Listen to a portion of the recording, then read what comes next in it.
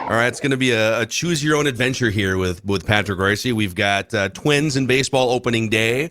We've got Rudy Gobert absolutely lighting the refs on fire with his words after a loss in Phoenix. And we have the Minnesota Wild, or at least, I don't know, I'm planning a parade. I don't know about Judd and Declan at this point, but where do you want to start today, Pat? I declared yesterday on Twitter that if they win the game last night in Colorado, this is a super team, and it will be headed to the Stanley Cup Finals, but I think it will take 6 games for them to defeat Boston. I don't think it's going to be a blowout. Uh-oh. Get the flag, Judd. Hold on. Nobody told me. Nobody told me about the flag. There you go. Get the flag. There you go. State of hockey. This is old school. This is 2000. Look at this one, 2003. Honest to God, if there's ever a game you thought they were going to lose, it's Colorado's been playing great. They're all fired up. They want to win the division, and it makes a difference winning the division because they get to play a pretty mediocre team in the first round when they win the division. Especially in this conference, yeah. They're 1 point from the top seed, Patrick. They're a point behind the Golden Knights. What are they since the overrated Russian got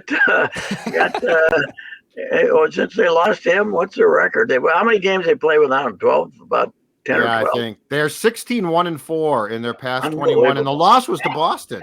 They've lost one regulation. Only one regulation. Now I call that 16-5, but that's not still the way good. The NHL calls it. So 16, 16-5 is still good. But yeah, it's amazing. I think every sport should have a third category of their choosing, right? If you want to. That's right. That's right. In the case of the NFL, of the NBA, it would be RS. Ref screwed us. Would be the that would be the category on the back. We'll get to that in a minute. But this team, it's an incredible run. When did they had that 5-game stretch right without a win right before right before the All-Star game, or when was that? Coming out of the All-Star game, they played really bad. Yeah, you were wondering. You thought they'd be fighting to make the playoffs the rest of the season, and now here they are. It is a regular season-wise, the biggest upset in Wild history, I'd say. Not they still have to equal 2003 because of the playoff run, and that team had a pretty good year regular season too. But this is phenomenal. It's unbelievable. Yeah, they're also. I mean, they're not unbeatable at home, but there's only one team in the conference with more home victories than the Wild, and that's the Los Angeles Kings. So good luck at the X if you have to play 4 games in a 7-game series. Yeah, and they just had a really long streak at home too, right before Boston beat them. They had lost at home in the regulation in 20 games or something. So it's I don't understand it, but what the heck? Pack the suitcase, Mr. Hockey. Long run, just like 2003. I don't think we have the budget to cover it like we did in 2003 when we were on the road for the 4 in Vancouver, 4 in Colorado, and then 2 in Anaheim. 10 games in basically 40 days. 40 days of hockey for me that year, and that was fun because you had Jock. Now I'd have to get to know Dean a little to see if there's anything that, if beyond that stern gray look, is there any humor there? Is there anything to write about with Dean? I think you know what? I think you could get something. Yeah, okay. I think you could get some type of, because I mean he's got a ton of stories, and here's the thing that you would love too. He's not going to tell you his goalie because he's got 2 goalies. So you'd be back. The Twins put their entire opening day lineup out like a day in advance, and Dean Evason's got he's got his goalies like hiding under blankets or something. Gustafson. So we didn't know Gustafson was going to play before the game started, or when did they reveal that yesterday? I think when they came out for pregame warmups, because I checked after the morning skate and there was no tweets about the goaltender. So they actually had his name taped across the back of the jersey till the 3rd period. No one knew until the game was over who was playing. So if you're a hockey aficionado, though, you can tell at the morning skate who's going to play generally, right? Yes. The goalie that stays around is not going to play, right? Yes. The one. But not if they deceive you. If they want to deceive you, then they both leave at the same time and they don't give you any hint. So anyway, who cares? This is great for the Flower, though, that he's got a guy that they, yesterday basically they told you Gustafson's their number one goalie, didn't they? When they played him in this big game, weren't they telling you he's your number one goalie? Or is it just the rotation? That's what they'll say. That's just our rotation, Pat. They played Fleury last game. Okay. All right. Whatever they'll say. But it's amazing. It's an amazing run.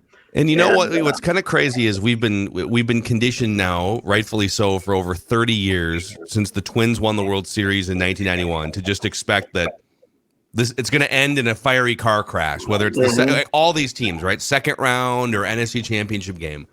But at some point, whether it's this year's Wild team or a Vikings team in 2 years, at some point, a team will win a championship again in Minnesota. And I'm 77 years old. The point's got to come up here sooner than later. We can't be talking like sometime in the next 8 years. We can't be talking that. We got to be talking. What's your range of confidence right now, Pat? With the Wild? No, with you. I am 100% confident that they're going to get through the first round. Okay. I am for the first time in 6 years. And they will have to play a good team in the second round. But I think they'll beat that. There's something different about this. It's these other teams kind of went in there and you were hopeful, but you had the impression if something bad goes wrong, with those teams, they didn't have it behind the left nipple, as Norbrad Brocklin used to say. They didn't have heart, didn't have it behind the left nipple. But I think this team does. I think to come back like they did this year, and then a month ago, 6 weeks ago, and then to lose a guy that we thought was their whole offense, and keep rolling and scoring more goals than ever. This is a different team, and all the Swedes they brought in have helped. This is one team that doesn't have too many Swedes, and we got one more Swede coming here pretty soon, right? Nyquist. These guys are tough. Tough Swedes, though, Pat. It's not the Swedes not of the 70s. Yeah, those guys Swedes of the 70s. Swedes of the 70s were soft. Swedes of the 70s, a great Netflix documentary, actually. 80s. That's what it was in Calgary where I got the great quote from Al Morganti. You know what's wrong with this Swedish team? They have too many Swedes. That was when the Russians were beating them 9-2 up in Calgary at the Olympics. So, yeah, that was an alarming win last night and decisive. It had to come as a shock to Colorado. Now, and they need Makar fully healthy. It is amazing how important he is to them, isn't it? Oh, he's great. Yeah, him. But here's what I saw last night, Pat, that I really liked. They frustrated McKinnon some. It was sort of like Walls against Forsberg. That if you can frustrate McKinnon, that makes a huge difference. Okay. Well, anyway, great win for them.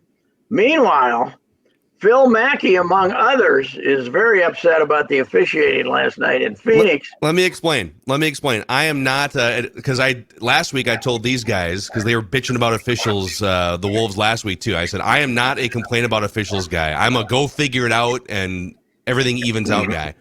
But there's been a couple games, and by the way, the Wolves lead the NBA in technical fouls, flagrant fouls, and ejections. So there's a little look in the mirror here for the Wolves.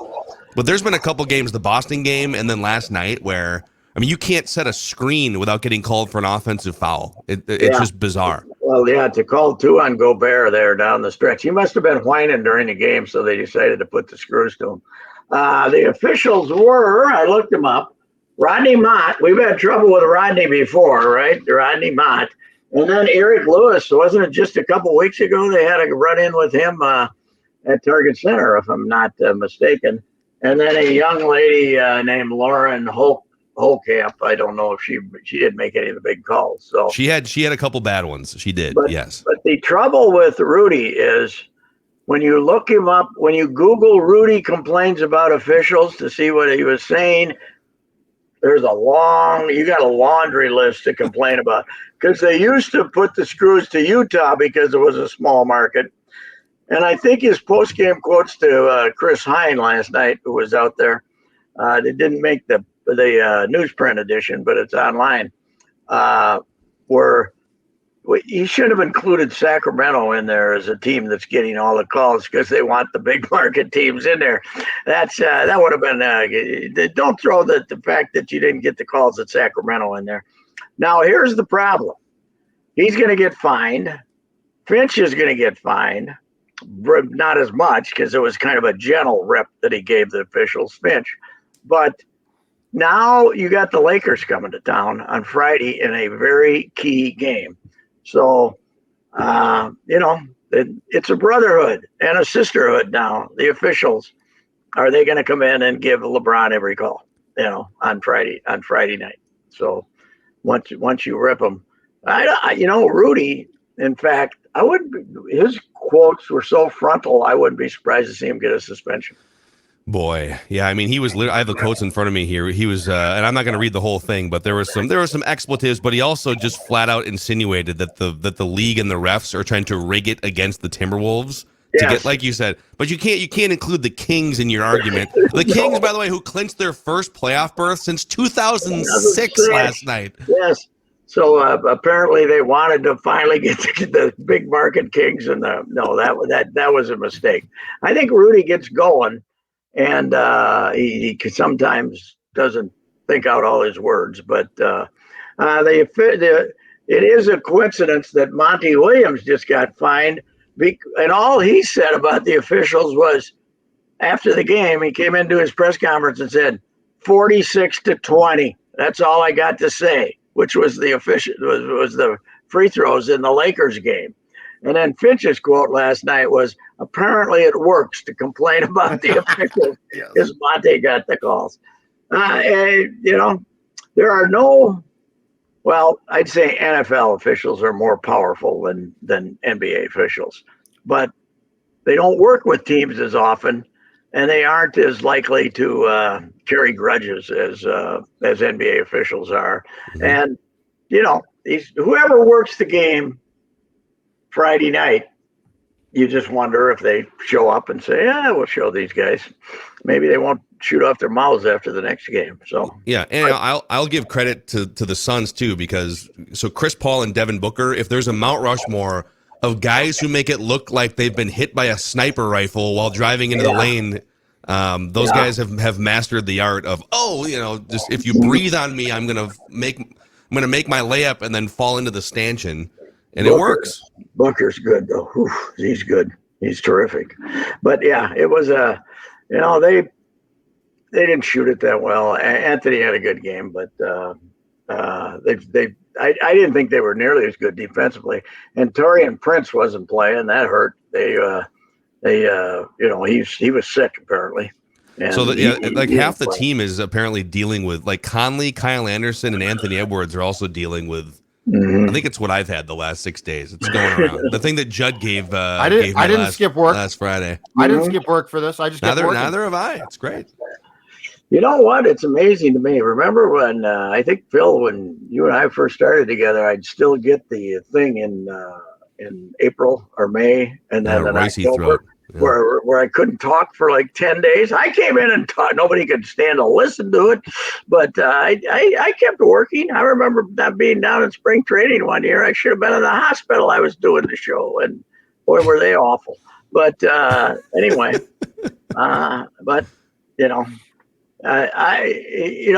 it should be fun Friday night, and I hope we don't have too much focus on the officials and play a ball game. So because that place would be jumping Friday night.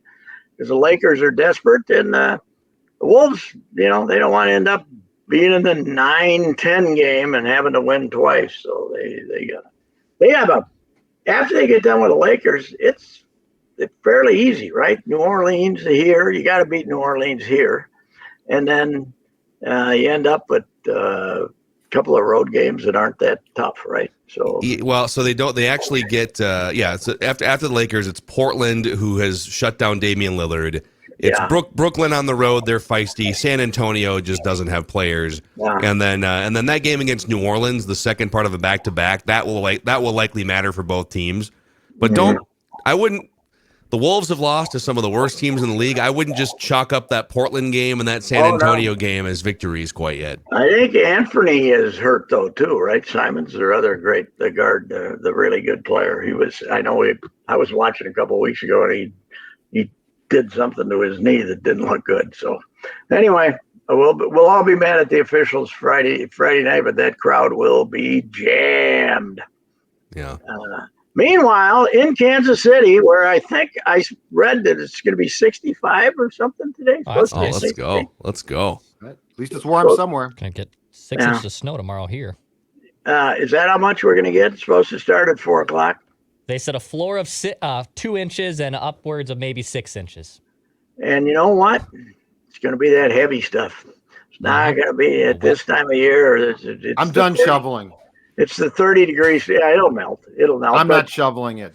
But as we look forward to this outdoor baseball opener next Thursday, I looked at the forecast.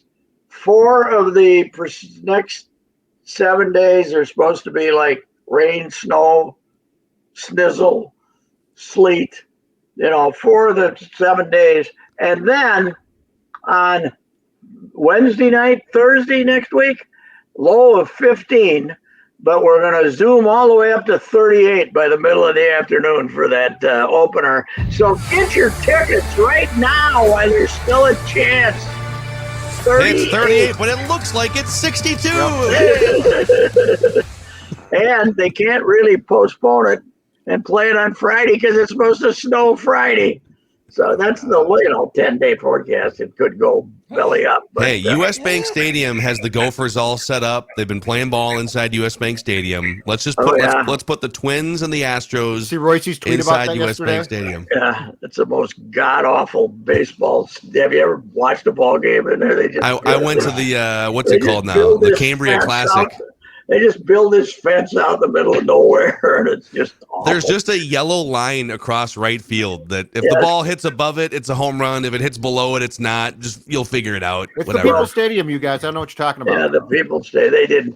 The Vikings were not excited about having baseball played in there, but they ended up having to. But anyway, I see Joey Gallo is not leading off today. Dang it, Max Kepler's back in the leadoff spot. I just don't see much hope for this lineup right now, the way it's constructed right now. I don't, Well, it's very dependent on health, right? Yes, I mean you don't have Polanco, you don't have Kirilloff, you don't have Polanco, and you don't have Kirilloff, and you traded a Rice. That's That's a problem. That's a big part of the line. I said today, January 1st, this was your lineup. Look at what your lineup is now. Without those guys. So I don't know. The pitching is, you got veterans that are not going to knock the bat out of anybody's hand, but they're, you'd rather have this than, what you were running out there last year. So as Phil pointed out, they did prepare a little more this year for their rotation than they did last year. That's for sure. Yeah. But, and the bullpen I think the bullpen should be good, don't you?